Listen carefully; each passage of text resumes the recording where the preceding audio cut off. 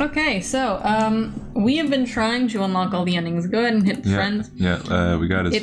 It stops at Chahat. We when we tried to unlock all these other ones, they just don't work. Yeah. And then when we tried Boulder, because we kept going, the game just fucking like crashes. It just doesn't work. And I've seen some tweets about how Volume 13 isn't working, like a couple.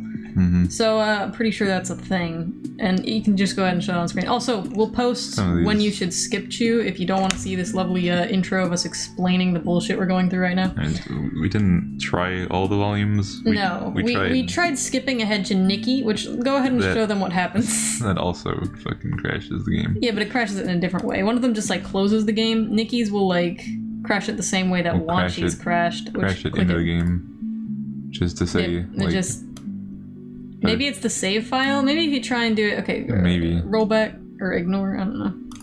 You can't ignore this one. It just doesn't let you. But if you roll back, you get here again. And then if you roll back again, the game crashes for real. Yeah. Yep. And it just says, "I'm sorry, but an uncut exception occurred." Yep. Very uncut indeed, you guys. Yeah, Jesus Christ. Like everything's broken. Why is the game so broken? Who knows? Who knows? Anyway, on another side note, during this little tangent we've been going on here, notice that there's been some amazing whiplash about Lanka being a bad, you know, the sort of not very good person. And I guess also because Lanka is trans or has been stated. Whoa, there's the epilogue. Oh. Well, all right. Well, okay, we don't have to. Let's just. Okay, let's just go fucking with the Soleil twins then. All right, I'm not gonna talk about Lanka. It's fucking controversial. Whatever, I'm not gonna get into it. Who cares? I just appreciate the writing personally. Who has the time to care? A lot of people. Here we go. It's like the least they could do is not break this one. So. The Soleil twins just broken.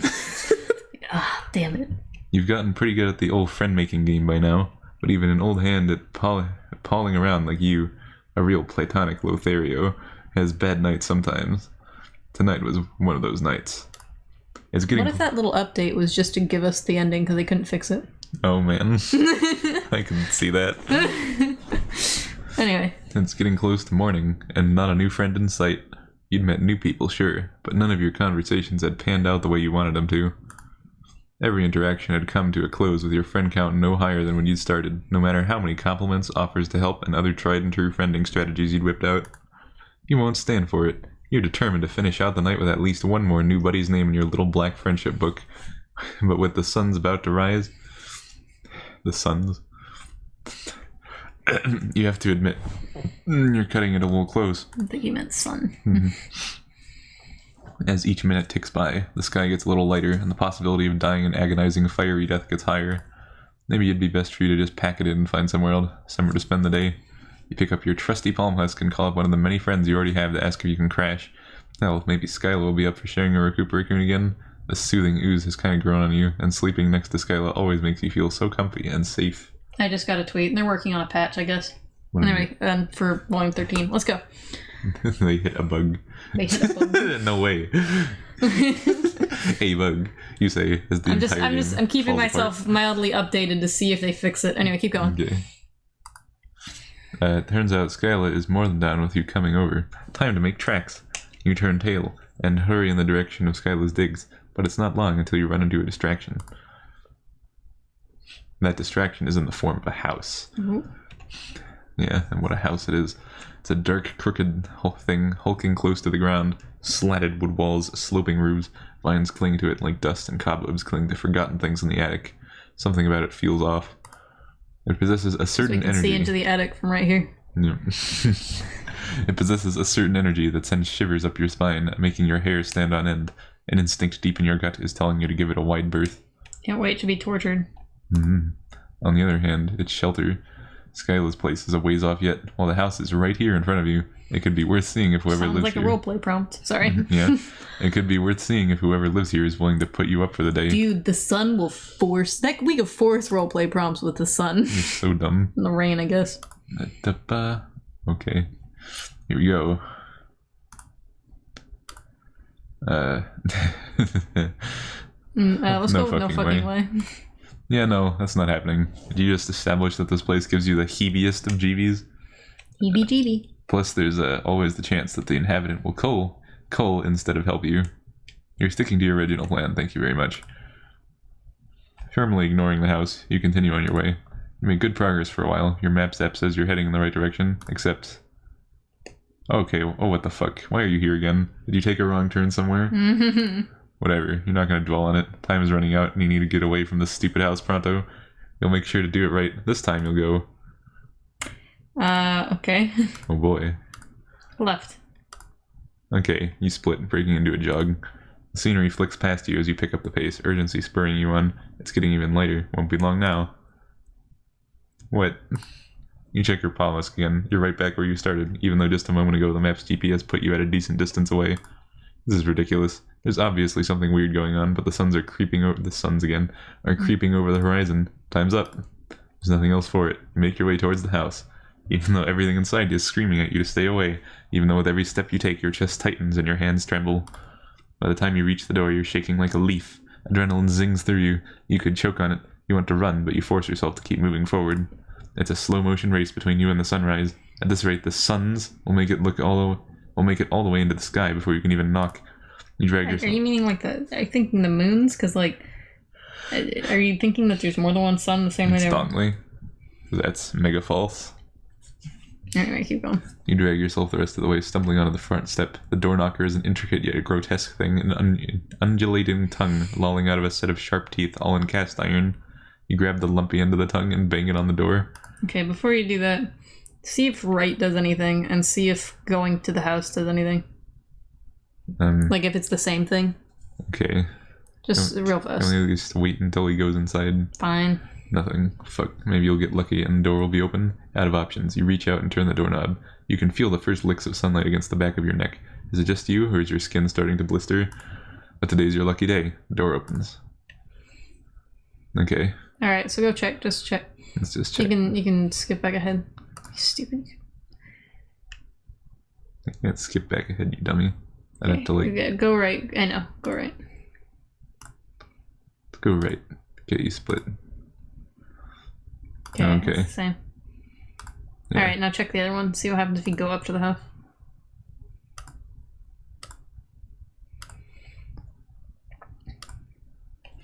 Yep. Okay. So it's the same. Yeah. We go inside no matter what. It's a fake choice. You should feel overjoyed at your life being spared. Instead, your focus is fully on how the roiling in your belly is bloomed fully into nausea. In the distance, inexplicably, is the peal of sirens, an insistent whining noise that only continues getting louder. You shouldn't have come here, but it's not like you had another choice. You might as well see what awaits you inside. But as soon as you cross the threshold, the world lurches and you pass out. Damn. You come to in an indifferent room. You come to in different room than the foyer. Head ringing. Like I thought it was foyer. It's either one. Okay. Head ringing like someone just whacked it. When you move to sit up, there's a sound of skittering all around you, like hundreds of tiny insects are scurrying away to safety. Have they been roaming the floor while you were knocked out? Gross. You prop yourself back on your hands and take a look around. Your impromptu nap has done the thing to assuage the deep sense of wrongness you have about this place. Music playing? No. Okay. I'm just wondering if it's like really quiet. You can check. No. Okay. But hey, maybe you've managed to sleep through the day. Maybe the sun is set again, so you get the hell out of here. A sense of optimism is misplaced, probably, but it's not as if you can check. There are no windows. You cast your eyes around the room. Underneath the floral peeling wallpaper, the walls are riddled with damp and mold. This makes me think of Shaggy Man. You're neat. And on the other side of the room, an open door. Thank fuck.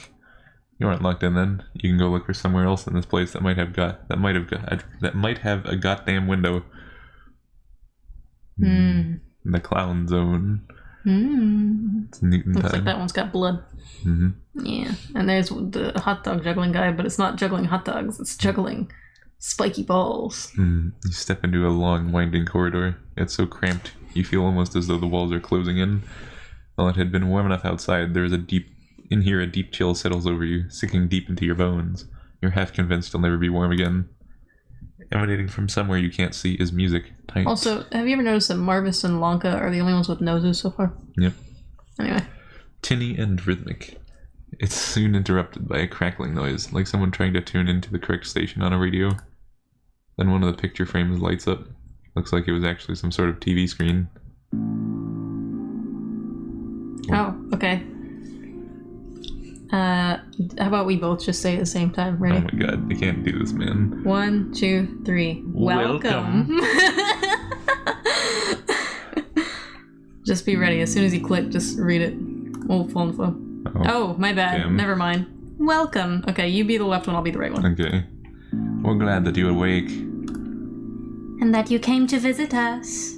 Team Rocket, we've been really Bored.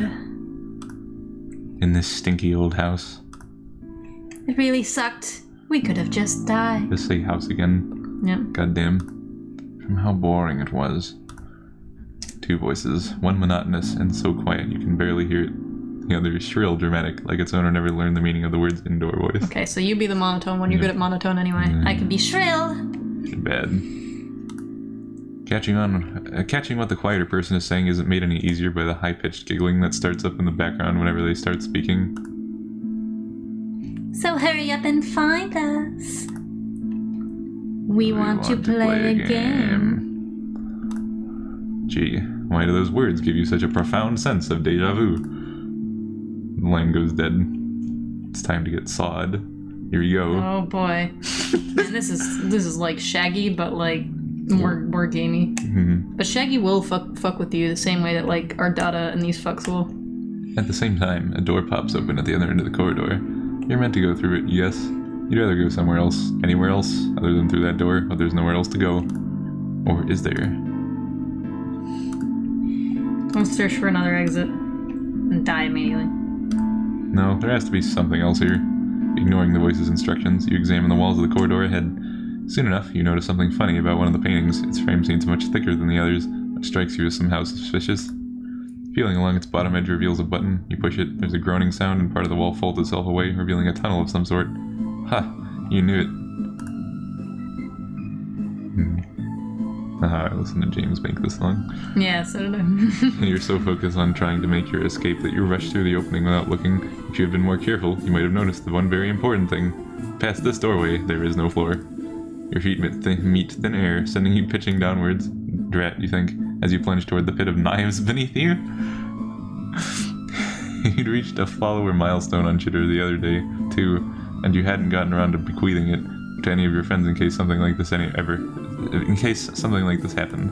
Your final regretful thoughts are of your account dusty and abandoned, with no one there to continue to update it after you're gone. Wow. Oof. Okay, so we're wearing Malik's hoodie. Alright. Well, we're dead. Yep. Sorry, I'm just there was a fucking you haven't read Salem's Lot. No, I haven't. But spoiler-ups. There's a scene. There's an implied scene. Where someone fucking like starts down a flight of stairs only to realize that like part of the stairs have been cut out, and then they fall into a bunch of knives. Oh, damn. Well, guess they died. Yeah. That's what I'm reminded of. Go. Anyway, we'll approach the door. Ooh. Your wariness only intensifies when you set off down the hall because the walls start fucking bleeding. Oh. Maybe it's their chuckle voodoo. Maybe they're fucking with us. Yeah. You've seen enough troll blood at this point to be able to recognize it. Multicolored streams ooze over the wallpaper and faded portraits lining the wall, collecting and congealing in sticky, viscous puddles on the floor. The narrow hallway becomes steeped in the stench of copper. You walk faster, but the streams of blood follow you. Also, their eyes are glowing. Sluicing down from the ceiling as quickly as you walk. You reach the door, eager to get away from the grisly sight. You throw it open, but, oh god, you hadn't considered what might be waiting for you behind it. What if these 2 shady characters plan to torture you, tie you up and steal your palm husk, texting embarrassing messages to your friends while you can only look on in horror, helpless and unable to intervene? Oh boy. Anything but that. We're gonna get fucking tortured. I'd much rather be physically tortured. So stupid. It's too dark to see anything. All you can do is fumble and feel around with your hands. Getting out of the room again is a no-go. The door swung shut behind you as soon as you stepped inside. You shuffle forward on wobbly legs. The floor feels unstable somehow, like it's going to open up and swallow you at any moment. Ugh, what a horror show. Would it be a good idea to call out to see if anyone's here? You manage a feeble hello. Your voice echoes. Soft laughter reverberates back in response. You know, speaking of which, Guest and I are planning on doing something like this later, in which there's like characters have to get through this like room situation. You can help me with that later. Okay. You catch a glimpse of something from the corner of your eye, a flash of purple. There's the sensation of eyes on the back of your neck watching you, but you can't discern where the other presence in the room is, if there even is one. You kind of hate this. Of all the shitty welcomes you've received, this one takes the cake. You have to get out of here. Watches completely underreact to all the things. Yes. You try to gather your panicked thoughts together to formulate a plan, but before you can do anything, a series of ropes appear seemingly from nowhere, coiling tight around you and holding you down. Oh, shit. You're finally here. We've been waiting for you. What? Oh. A light comes on. It's not the warm, burning rays of sunlight. This room is windowless too, but a spotlight, bright and harsh, it lights up a broad swath of the room, bleaching it white and sending long shadows stretching away from it. You can see your captors more clearly now. Two purple-blood kids. Aside from their expressions, they look exactly the same. A manic glint sparkles in the eye of one of them, as sharp as his razor blade grin. The other looks more hesitant, almost sad. As his. Mm-hmm. We're Paisley. And Varzim. You're the alien, ain't ya? You look weird. Your body's real weird. I wonder what color your blood is. Or how springy and slimy your acid tubes are. They squirm around like slither beasts when we slice open trolls' bellies. You know, monotone doesn't necessarily mean muffled. They did say it was quiet. Yeah, but you're like... Blah, blah, blah, blah, blah. I'm kind of mumbling. Are yours the same? You struggle against your bonds. You have no idea what acid tubes are, but you'd much rather they stay inside your body where they belong, thanks. You thought you'd moved past the days where you had to serve as a torture muppet. All you needed was a few hours shelter from the sun, and if it's safe to go outside again, you'd really like to leave. This was the wrong thing to say, apparently. The twins leer at you disapprovingly, or, well, one of them looks so disappointed he might burst into tears. The other just looks pissed. No way. We told you. We've been so bored. Do you know what it's like? To be all alone. With no one else to play with. For wipes. We might have each other. We're never truly alone. That's what makes being us so great. But it's a little difficult to play pranks on someone. Who always knows what you're thinking and feeling. Wait, you thought Varzim was the quiet one and Paisley the loud one, but it looks like you were mistaken? Did they switch? If you weren't faced with the prospect of having your innards yanked out and played with by bloodthirsty children, you might be more puzzled by their statement. As it stands, you have more pressing problems on your mind right now, so their words more or less fly over your head. You squirm harder, even though it doesn't do any good. In fact, it just seems to make the twins madder. Sadder? You settle on smatter. Stop trying to get away. It's always like this. Nobody ever wants to play with us. We hate it. Now hold still. You look at them beseechingly, trying to appear as small and helpless as possible. Maybe it's a little pathetic giving puppy dog eyes to literal children, but you lost track of your own dignity a long time ago. You're not really going to do this, right? A noise starts up. It sounds suspiciously like a chainsaw. And is it just you? Or is there the scent of raw meat in the air? Where the hell is it coming from? You continue straining in your bonds, stomach clenching in fear, bile rising at the back of your throat. They're not actually going to hurt you, right? Oh god. Oh god. Oh god, oh. You wake up gasping. But you aren't strapped down anymore. You're in the same room that you were in at the beginning. What happened? The room hasn't changed since you've been gone. Well, I hope it's more chuckle voodoo nonsense. There's still only one way out. You really, really don't want to step through the door again. But what else can you do? You step through the door. There's that radio crackling again. Welcome. Welcome. We're glad that you're awake. Their little greeting goes on just like it had before. A pre-recorded message, maybe? Your heart pounds as you step through the second door. You're hoping you'll be able to sidestep the ropes this time, but instead of getting tied up, you trip forward into the vat of what feels like glue. You were lucky enough to have turned your face away from the stickiness, so your nose is still above the surface so you can breathe. For now, anyway, but you can't move. You're finally here. We've been waiting for you. They're acting like it was the first time all over again. What is this fuckery? Am I messing with you? You met already, mere minutes ago. No, we would have remembered. Meeting a weirdo like you. Stop trying to trick us. Everything goes black for a third time. And here you are again. Welcome. Welcome. Are you for real? This time you get shoved into a box. You're pretty sure you pass out while you're in the middle of getting buried alive. You come to in the room you're beginning to think of as yours yet again. You pass out 5 times, 10, you begin to lose count. You never pass out at the same point during the twins' shenanigans, but it inevitably happens, and you always end up right back where you started. The worst part is that while your conversation with the twins stays the same, the way they trap you changes. You get trussed upside down from the ceiling, dunked into a water tank, scrabbling to get out while your lungs begin to burn from lack of air. Every time you black out before you can die, you've almost died dozens of times by now, and it's really beginning to stress you out. You have to be stuck in some sort of time loop. You see this sort of thing in movies all the time, and everyone knows that movies are the best points of reference for one's actual life. And the hero wakes up to the strains of an old pop song playing on the radio and reminisces over their childhood journals, which sends them back in time, but they have to stop a crime before it happens. Or maybe you were thinking of a different movie.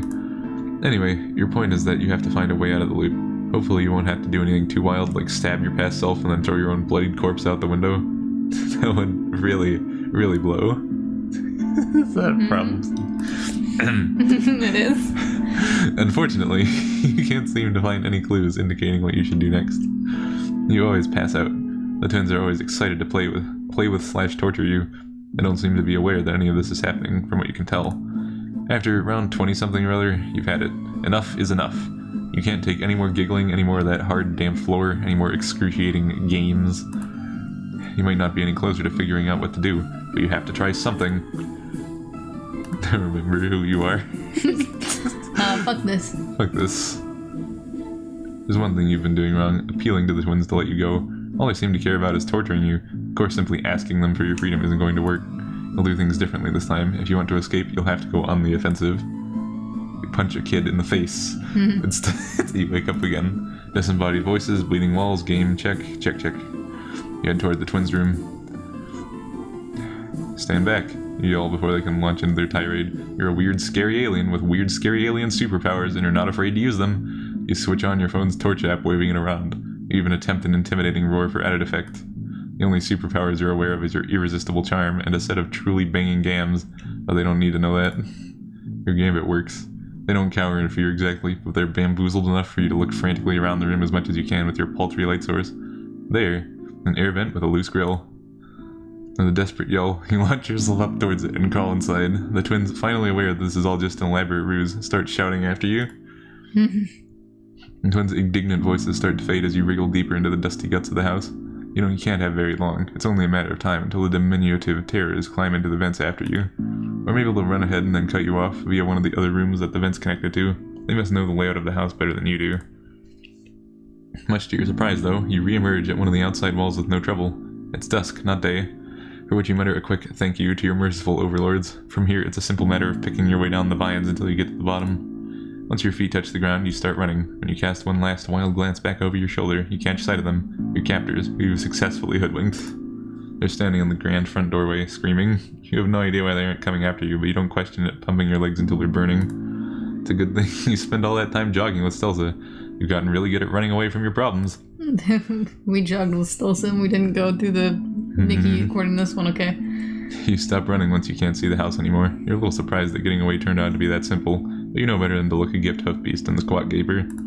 Relief floods through you in waves. You did it. You got away. You slow down to a leisurely walking pace, pulling out your phone as you go. You have a slew of texts from Skyla, who'd been wondering what happened to you after you'd never turned up. Her invitation to come over and hang out still stands, though. Oh boy, you can't wait to finally make your way over there and chill with her. You'd never play favorites among your pals, but you'd have to admit that you hold a particular fondness for Skyla. Her whole thing, where she always makes sure not to cause you any bodily harm, that definitely has its charms. You keep walking, but after a while your stomach starts to sink. It's been half an hour and your surroundings don't look any different. You should be closer to Skyla's neck of the woods by now. It's not until you catch sight of a weathered wall all wound with ivy that you realize what's going on. It's the house again. You're still stuck. You're not going to be able to leave its grounds no matter how much you walk. You might have escaped the house, but whatever curse or time-space witchcraft this is isn't confined within those walls. You're in a pocket dimension of some sort, and you don't know how to break out. So now you can either return to the twins, since they're the only company you have out here, or make these bushes your new best friends. You look dolefully out at the miles of scraggy underbrush before you. And you would probably best get used to gazing at nothing but this, since it's all you're going to be seeing for a long, long time.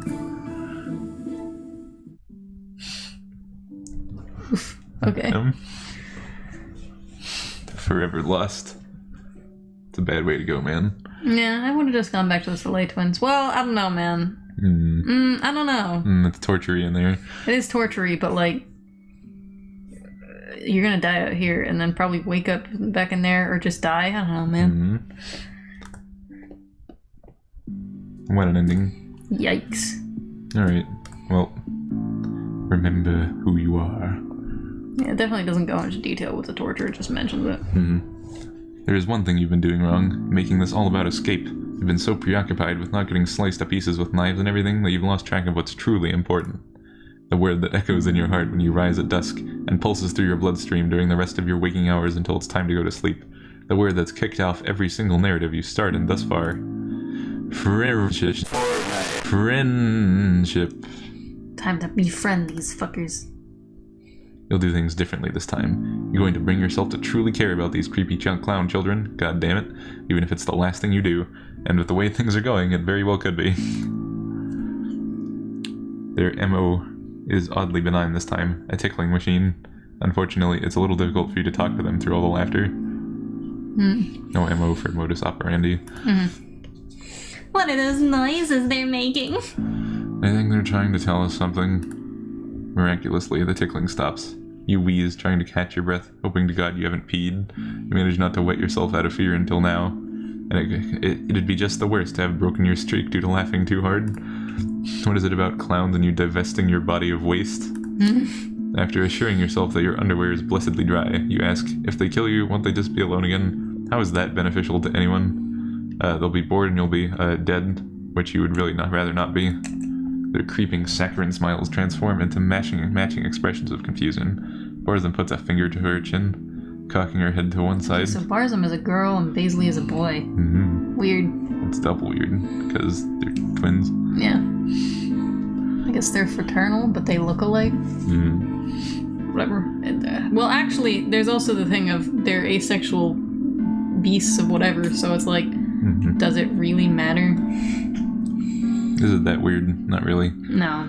Barzum puts, cocking her head to one side as if deep in thought, almost like a puppy. Under any other circumstances, you might even consider it cute. What are you talking about? We don't want to kill you. Maybe just cut you a little. You'll heal right back up again. Don't be such a wiggler. Some of the things they've tried to inflict on you would have definitely taken more than your regular human healing functions to recover from. But wait, you think back to Remily, taking a whole ass club in her side and acting like it was no big. It said something about higher blood colors being able to take more of a beating too. Are the twins assuming that's the case for everyone? God, this is what happens when all the adults in a society go off planet and leave a bunch of zoo animals to bring up their kids. Or well, trolls also solve most of their problems by killing each other. You can't discount that either, you suppose. You take a closer look at the twins. There isn't any malice in either of their faces. The only emotion you can discern is idle curiosity. You decide to take that as encouragement. You explain that, no, you won't heal up from being sliced open, or from an on-fire scuttle buggy being flung at your head, because you're a human, and humans heal differently from trolls. Well, differently from high-blood trolls, at least. You even use your best babysitter voice for good measure. You feel like you're giving a stern talking to, about the importance of taking care of one's toys so that they don't break. Instead, you propose, why don't you be friends? You can all play together, instead of you being the, subject of their torment. They'll be able to play with you for longer that way, too. They give you a strange look. friends. What's that? Do people not agree to be their playmates very often? No. Usually everyone runs in the other direction. So we have to catch them. Or trick them. That explains a lot. You think you're beginning to understand? If they let you down, you can try to show them what you have in mind. They do. They actually free you. They turn all the lights on in the room too, so you can finally see everything in it. It's a nut zone. It's bigger than you expected, and set up like a circus tent. It's actually smaller than I expected. What a baby. Considering the vat of water and like the fucking pool of glue, I guess, and like... thought there'd be more. A wire is suspended along the ceiling. A person-sized target board rotates at dizzying speeds against the back wall. Juggling clubs, knives, scarves, a few other props are piled across the floor. You recognize a few of the mechanisms they had inflicted on you before. It's pure chaos. So, what else do they do with all this stuff? They're still staring at you as if they aren't quite sure how to deal with you engaging with them voluntarily. You're feeling pretty tentative yourself. This whole interaction seems incredibly precarious. So the eyebrows are a little different. You're afraid that if you make a misstep, you'll end up back in the tickling rack again. This isn't ours. We just found it when we got here. But it does look a lot like what's in our hive. We can do shows. And stunts. All kinds of cool stuff. Fuck, even when they aren't threatening you, the way they talk in chorus like that freaks you out a little. In perfect unison, like they're one voice instead of two. You shake off your fears and suggest that they show you a little something. They seem to like that idea. Excitedly, they scurry over to the target board. They switched faces again, so technical. One twin stands against it, while the other picks up a handful of throwing knives. You're anxious. You don't actually want them to rough up each other instead of you, but Barzum just throws the knives in a graceful arc. They surround Baisley perfectly, barely missing him. You gasp, your mouth a perfect O. The twins seem pleased with themselves, laughing together like they're sharing a secret. If you think that's impressive. Watch this. They execute a sick flip on a pair of trapezes above a bed of swords. Make a daring escape from one of the contraptions they'd trapped you in. They move similarly to how they speak, perfectly in tandem with each other. With the variety of obsessions you've seen among your friends, it figures that it was only a matter of time until you met someone who made a hobby of risking their lives. It's not too out there compared to cage fighting, you suppose, or collecting saucy East Alternian figures. You could have just escaped. From the trap we put you in earlier, you know. Why didn't you? You laugh nervously. You haven't exactly had much practice, and maybe it would have been easier if you had someone else to help. You look at the two of them pointedly. You didn't even realize siblings were a thing among trolls, let alone twins. Sibling. What's that? You know, someone you share a lusus with? Someone who hatched with you in the same clutch? Are you phrasing that right? We do share a lusus. We share everything. We just didn't hatch from the same clutch. We hatched from the same egg. We were going to be a single troll, but... We split in two. Just our bodies, though. Our minds are still one. One person, two bodies.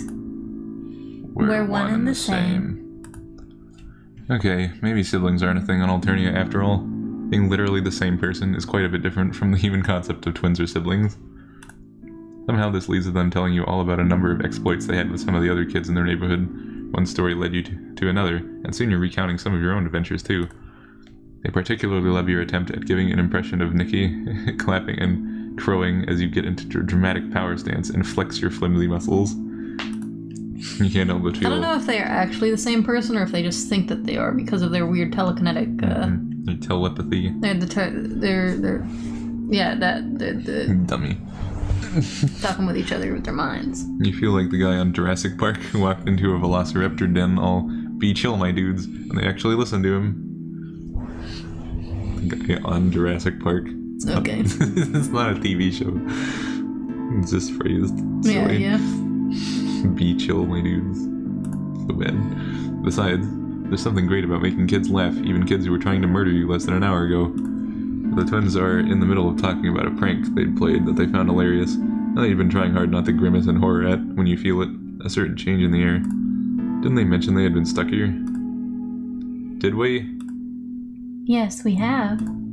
When we try to go out the door, some sort of force pushes us back. You're the first other person we've seen. That explains why they couldn't chase us since we got here. You have a hunch that might have changed. Why don't you all try again? They look at you skeptically. If you want.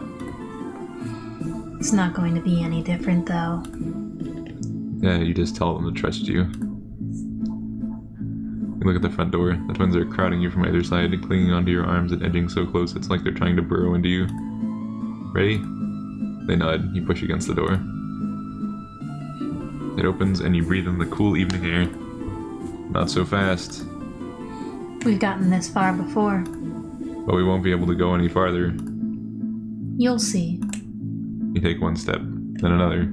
As you look beyond the grounds of the house, you see things you hadn't when you first got here. Mountains in the distance, other houses. Before, all you could see was shrubbery. You pick up the pace. The house falls away behind you, disappearing into the fog. Whoa! You did it. You actually did it. We can finally leave. They swoop in to grab you, hugging you hard. The curving horns of their masks almost stab you in the cheek. These things are a bit of a hazard when their wearers only come up to about where your chest is. They keep talking before you can get a word in, pulling you forwards and shuffling you along between them. It looks like you were right. It wasn't just enough to save yourself. You had to save them, too. You don't know how, but the key to making this little patch of universe obey the rules of reality once more was friendship all along.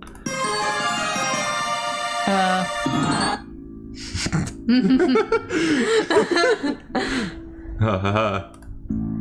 You should have seen your face. You were shit your gam tubes terrified. You heave a sigh as their incessant giggling surrounds you like so many playful ghosts. Yes, you say, very clever. They were the ones behind all this nonsense, weren't they? You started guessing somewhere towards the end. You wiggle your hands vaguely. All the time stuff. It sure scared you, alright. No. That wasn't us. We were talking about the bloody walls and creepy sounds. None of that was real.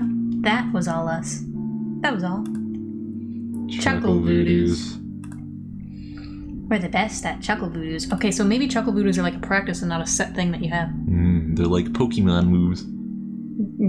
We got you so good. We both bounce beside you excitedly. You blink down at them. You have no idea what the heck chuckle voodoos are. You can only guess that it's some sort of illusionary thing. So it didn't have anything to do with time messing up, folding it on itself. No. We told you. We've been trying to get out of that stupid house. For wipes. Maybe even a perigee. Did you really think? That was our hive. Our place is. So much cooler than that dump. Is their actual hive? You have your reservations about that, but you can't find it within you to say no as they eagerly pull you along, one twin tugging your hand, the other looping an arm in yours. You look back at the house one last time. You have no clue whether the twins are lying or if they're telling the truth. What really caused what back there, but right now, you're content enough knowing that you'll never have to see this place ever again. Do you want to understand? Save? Yes? Oh, this might be the secret ending. Hit yes first. Oh boy. This is Doc Scratch. Yeah.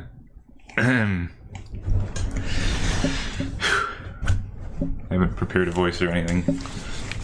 But, You be Doc. Be the Doc. Oh, man. The doctor is in the house. Go. Okay, here we go. Of course you do. Your sort of creature always does. You're worn out. Last night was, well, it sure was something. You lived, probably. You learned, definitely. You made choices. You had to. And after all this time, here you still are. So after a day of recuperation from ragers and houses of horror, you're out walking the streets of the place you may as well start calling home. You've changed out of your party gear, opting for your old hoodie standby. It fits the mood you're in. Okay, you're not really looking to meet anyone new tonight. Well, like, you wouldn't say no, probably. But you're not jonesing for it. Only a little. It's complicated. After an indeterminable amount of minutes of aimless walking, you look around at where you've ended up. You seem to have wandered into a dirt pile. Oh, you know this dirt pile. It's Fozzer's corpse field. Yep. How did you get here, you wonder? You're pretty sure you were just on the other side of the city, with no particular desire to come anywhere near here. It's probably fine. Just your deep and neat bro-honing skills taking over your goddamn body. Just little friendship things. You look around for your pal Fozzer, peeking down into a few of the deeper holes. You might as well say hello, since you're here and all. Holy shit, that, again? Curiosity killed the cat, but you've definitely got more than 9 lives, so you shrug and slide, not gracefully, down into the shiny hole.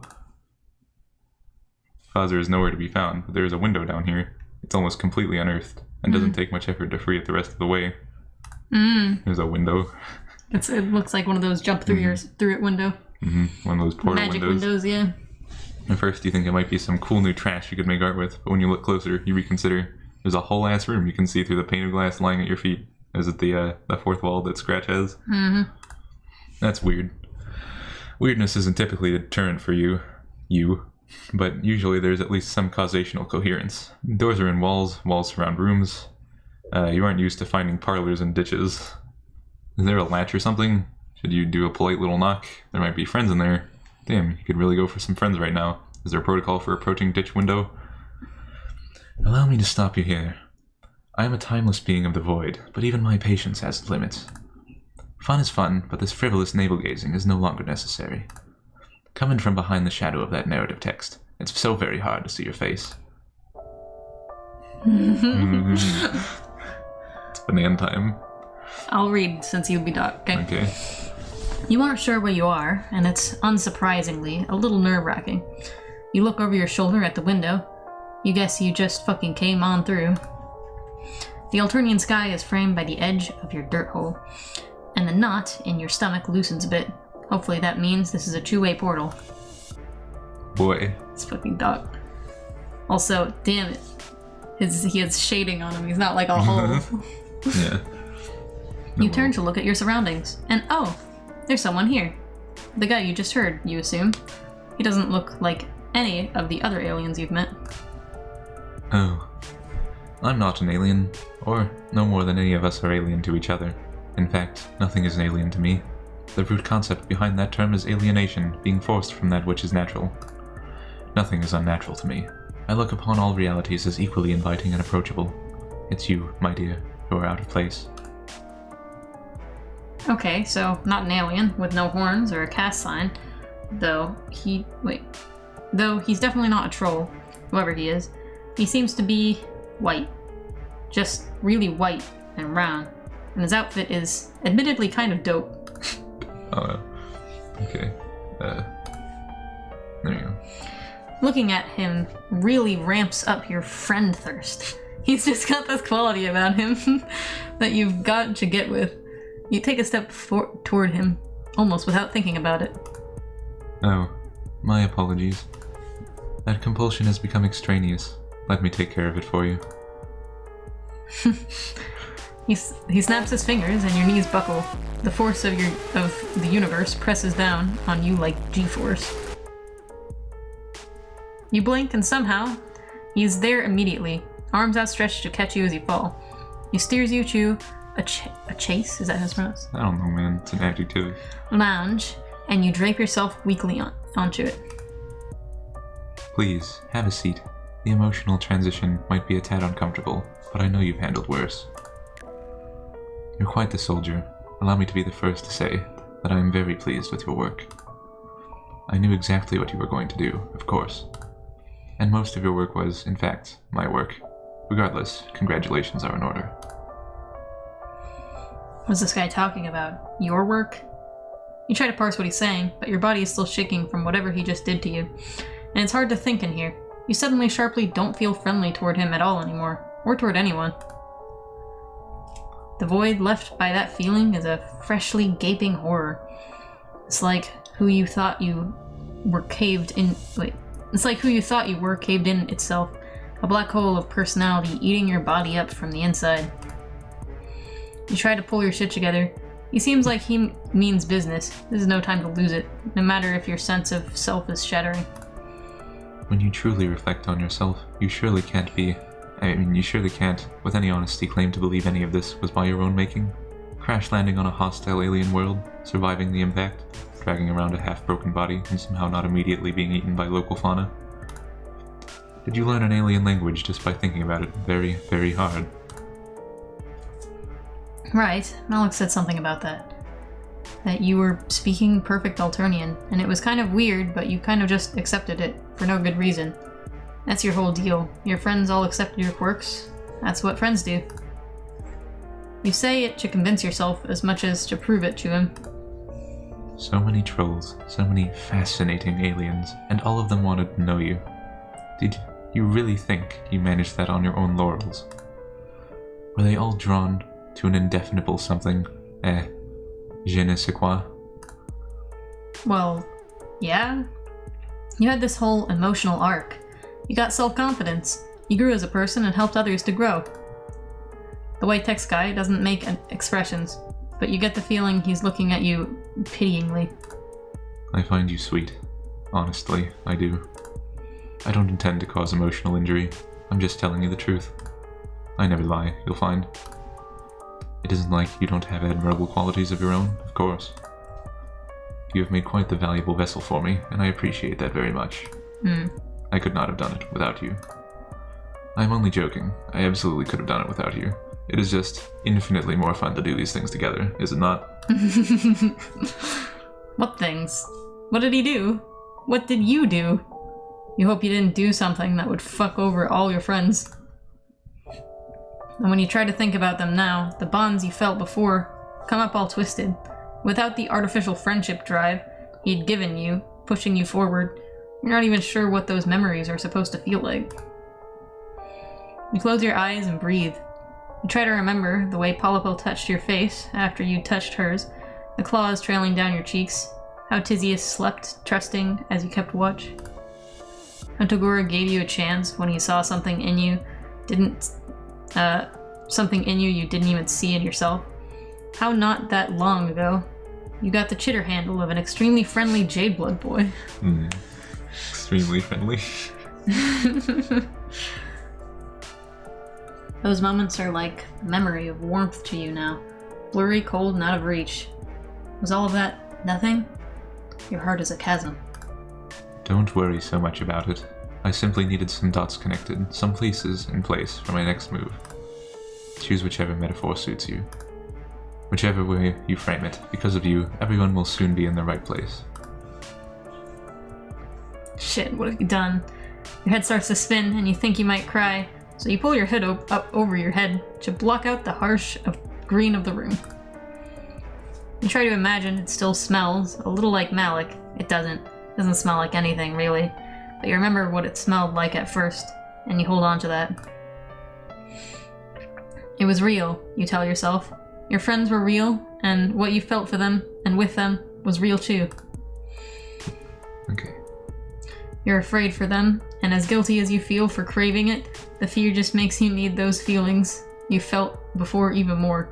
You're clawing desperately for the euphoria of caring, of being cared for.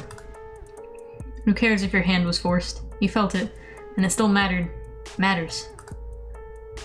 You remember how you felt watching Chixie perform, bathed in light and righteous anger, and also how you drunkenly commiserated her with her later, when, no, that's not right, that didn't happen, except you still remember how hungover you were the next day. Ooh. Okay. Just when you started making sense of things, the whole fucking world shifts under your feet again. You just can't keep up with all this movement. Moving real estate in your brain. Ah, yes. All of the resets. Annoying, but necessary.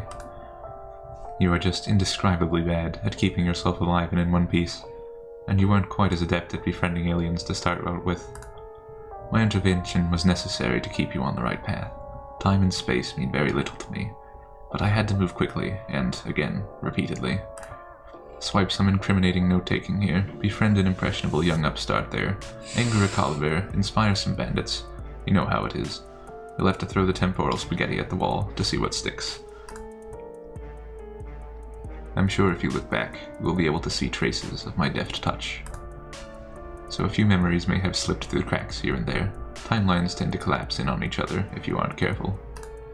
Your ability to mentally withstand such an event, and so often, is a testament to my acumen in choosing you for the task. I think that Marvis route, why it came out of fail, was because Zebra died. Can't have people dying, no. What a neat... 9-9. You even almost caught on a few times, which I must say I was not expecting. You always listen to the silly little girl who likes to dress up in big coats and cause me trouble. Wait. Boulder. Oh, you're right. Dummy. And, as always, some bystanders end up caught in the crossfire. The one with the shovel, for instance. I doubt his mind will ever be the same. A pity. It's you. Oh, you sit up straighter and clench your hands into fists. Over the course of his pompous monologuing, you've moved past fear and grief and onto deep, globe-chafing rage. How dare he do this to your mind, to your friends' lives? What was so important that one white orb asshole had to fuck with the destinies of everyone you've grown to care about? Yeah, please tell us why you did it. That's what I want to know. There are answers out there, and you deserve them. And so you demand them. Adorable. Yikes. You shift on the chase lounge so as to better hide your famous legs from this creepy round fucker. Oh, calm down. All of you and your adherence to societal expectations and archetypes. Perhaps one day you could just learn to take a compliment. Besides, I was being condescending. Yes, how do we not catch on to that? So you demand answers. He sighs theatrically. You weren't sure where the noise is coming from. He doesn't have a mouth. How is he even talking? How the fuck does anything work at all? I knew you would, but I find explaining myself incredibly tedious. Suffice it to say, I'm a man with many boards and fields of play, and although there are countless ways to move the players around those boards, some are doubtlessly more entertaining than others. You are simply one pawn among many. I won't bore you with the details. Doubtless you are aware of the greater contextual the framework of the story. It's for entertainment, obviously. The hell you are! You aren't aware of jack shit. Your head is full of question marks. Oh, of course. How thoughtless of me. See, yet another unfortunate side effect of the limitless conversing with the narratively limited. He taps a thumb and forefinger to his orb. Perhaps it would suit you better to understand gradually. And when I say gradually, please understand that I mean it. You won't be leaving. But yes, I do believe this will clarify some things for you.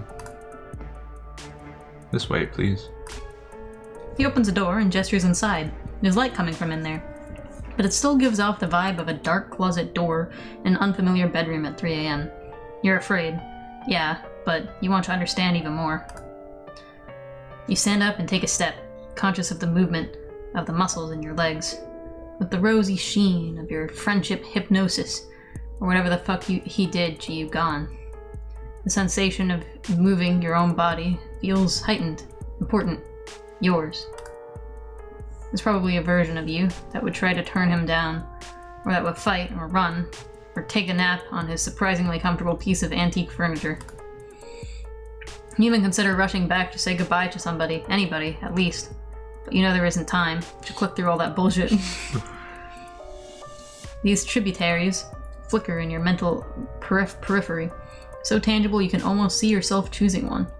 But you pull your focus back to your present and look him right in the orb. You just have to trust they'll remember you. Because the you you've become after this journey, after all this friendship and growth and death and time, that you needs to understand. You owe it to your friends, but even more, you owe it to yourself. You found your river, and you're going to see where it leads. So you follow him. Sit here, please. In the interest of expediency, I will leave you to your own devices while I go deal with an expected but entirely unwanted guest. It shouldn't be too hard to parse out the truth on your own. All you need to do is read a brief webcomic.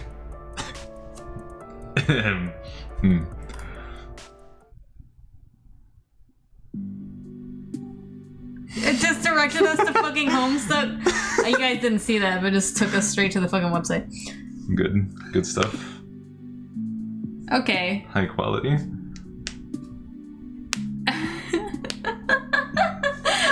hang on. Alright, let's try seeing what happens if you hit no real fast, just for the fuck of it. No. Okay. What the fuck was the good ending then? Hang on, click. Is that the good ending? I guess. We played a game with some pranksters, but it shows us a scene that, like, we didn't get to see. You read a short little webcomic.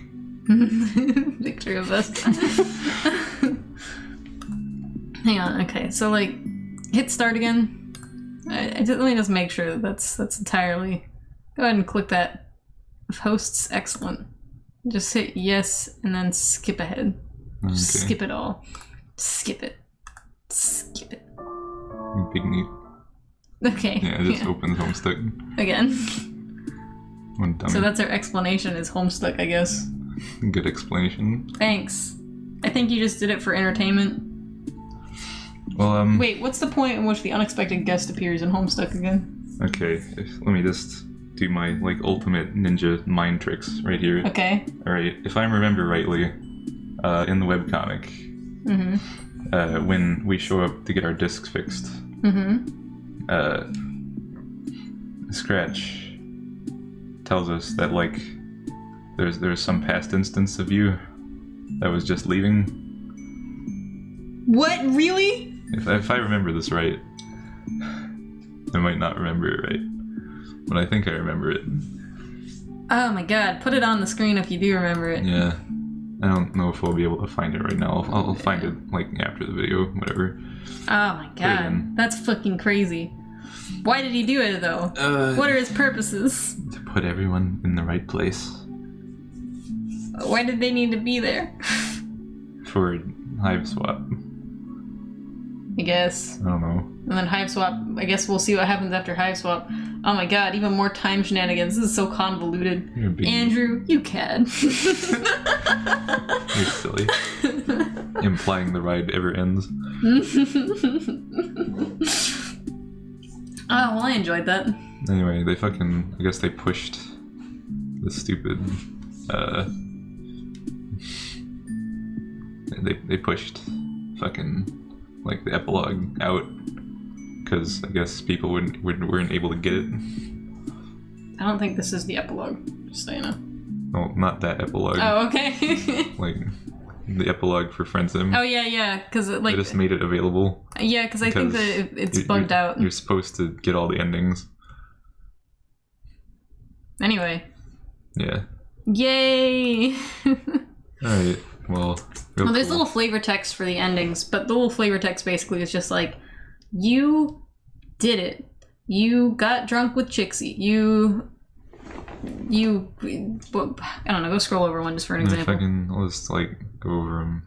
You found out that being a Cerulean blood is hard and nobody understands. I just don't even read them. You discovered the simple... Okay, yeah. I'm just gonna scroll each and every one, pause if you want to look at it. You can use the comma and period key to, if you have it paused, go frame by frame. Yeah, so in case you can't fucking pause at the right time. It makes things easier.